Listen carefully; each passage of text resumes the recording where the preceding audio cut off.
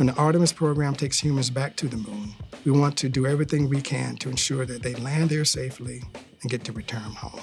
My name is Hines, and I'm the Chief Engineer for Navigation Doppler Lidar, or NDL for short. So the Artemis program is taking NASA back to the moon, and everything that goes there, including the instruments and people, must be flown there safely and landed there precisely.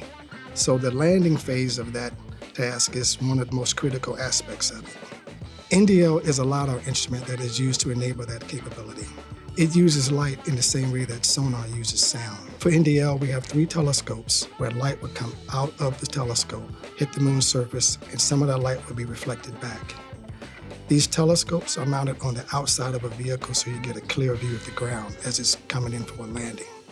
In the Apollo era, large radars or astronauts using their eyes looking out of a viewport were used to help land the vehicles.